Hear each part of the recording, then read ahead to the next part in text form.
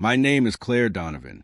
I'm 37, a high school English teacher from Minneapolis, Minnesota. I've always believed that love was built on trust, and for the most part, my life reflected that belief. I married my college sweetheart, Jason, when I was 27. He was charming, stable, and seemingly devoted. A structural engineer by profession, Jason had a calm demeanor, a dry wit, and a reliability that made me feel secure. We had a comfortable life. Nothing extravagant, but enough to afford a cozy 3-bedroom home in the suburbs, weekend getaways to the North Shore, and dinner dates every other Friday. To the outside world, we were the kind of couple people pointed to as making it work. But under the surface, something was shifting, and I didn't realize it until a careless slip shattered the illusion. And it all began at a backyard barbecue. It was a sunny Saturday afternoon in late May. Jason's best friend, Evan, had invited a few close friends over to celebrate his promotion. Evan was the life of every party. Loud, funny, charismatic, and almost brutally honest. He and Jason had been best friends since middle school, so naturally I knew him well. Too well, maybe. That afternoon, we were all gathered around the fire pit, drinks in hand, burgers on the grill, music humming in the background. Jason stood beside Evan, laughing at something crude, and I was chatting with Evan's girlfriend, Tessa. Everything was normal until it wasn't. It happened so fast, I nearly missed it. Jason had gone inside to grab another drink, and I was left chatting with Evan and a few others. I casually mentioned a weekend. I thought Jason had spent working late on a big bridge project. Evan, slightly buzzed and far too relaxed, raised an eyebrow and said, "Wait, wasn't it the weekend you guys went up to the cabin in Grand Marais?" I frowned. No, I stayed back. Parent-teacher conferences. Jason went alone. Evan froze for a beat. Then he laughed nervously and added, Right, my bad. I must be confusing it with another weekend. But I knew Evan. He was many things, but a bad liar wasn't one of them. And that moment, his eyes darting, the sudden backpedal, felt wrong. Very wrong. That night, I couldn't sleep. Jason was snoring beside me like a man with a clear conscience, but my thoughts were racing. I kept replaying Evan's words in my head. Wasn't it the weekend you guys went up to the cabin? Why would Evan think Jason wasn't alone? Why lie about a simple trip? The next morning, I casually brought it up to Jason over breakfast. Hey, do you remember that weekend you went to the cabin in March? He didn't even flinch. Yeah, got a lot of reading done. Cold as hell, though. I pressed carefully. Evan thought I went with you. He mentioned it at the party. Jason shrugged, sipping his coffee. He probably confused it with last year. You know how much he drinks at those things. It was a good deflection.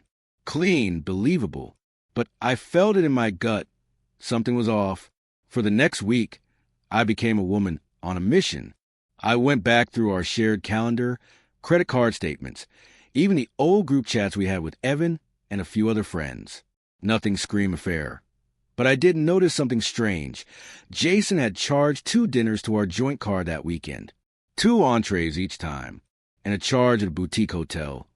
Even though we owned the cabin, I couldn't ignore it anymore. I needed proof. So I did what I never thought I'd do. I checked his phone. Jason was meticulous. Most texts were deleted. No obvious apps. But I found a clue buried in his email. An archive reservation confirmation for a couple spa package, booked under his name for 2 people. That weekend, that was it. I didn't scream. I didn't throw things. That's not me. I waited until the following Friday evening. Jason came home, loosened his tie, kissed my cheek.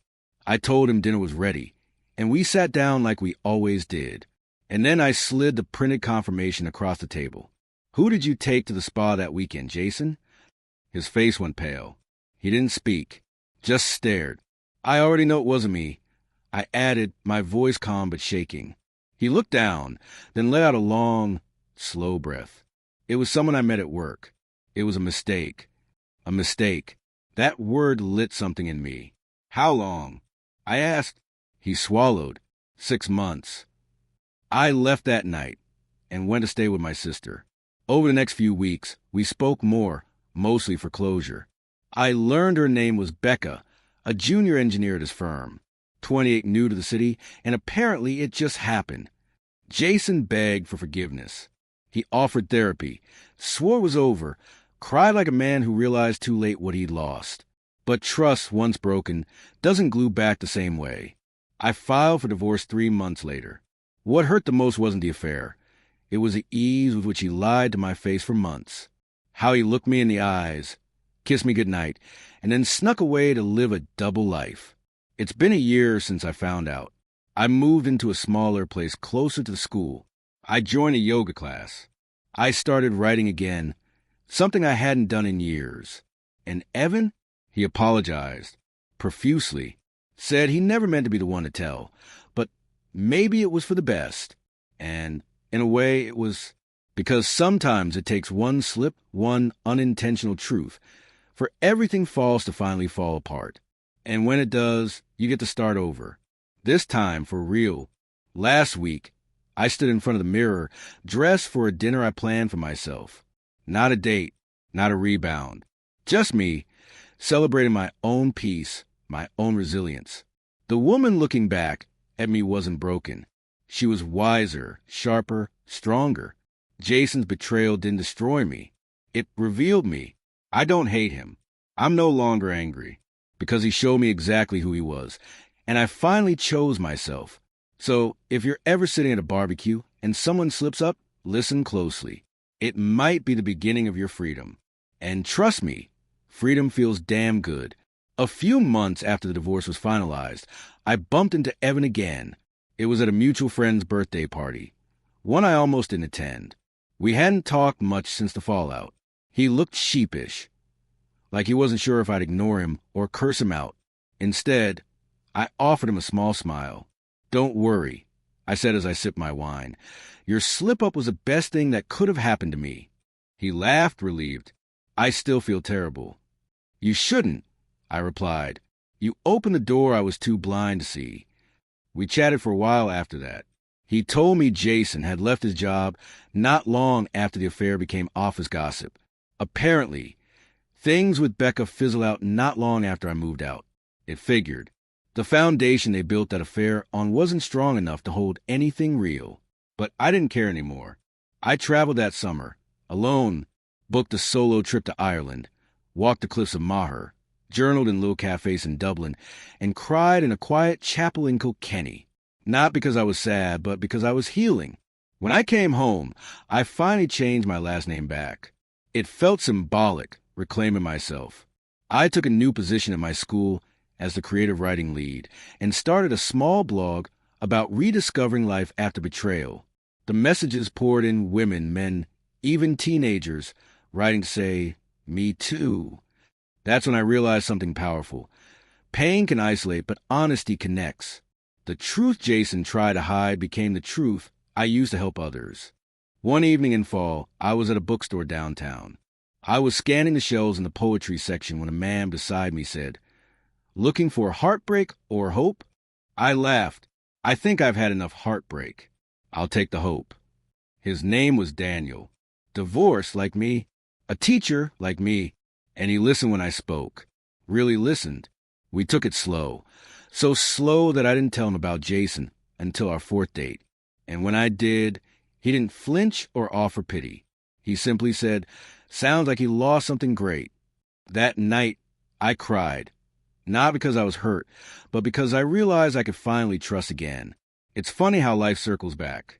The same best friend who slipped up and broke my world accidentally handed me the keys to my freedom. What felt like the end turned out to be the beginning of something deeper. Self-respect, truth, peace. I no longer need Jason's apologies. I no longer replay that moment around the fire pit. Because now, I sit around my own fire, surrounded by peace, purpose, and people who truly see me. And to the version of me who stayed too long, who loved blindly, who ignored the red flags, I love her too. She tried. She believed. And she survived. So here's to the truth. Messy, painful, liberating truth. Because sometimes a single careless sentence is what finally sets you free. Now it really is the end, and a new beginning.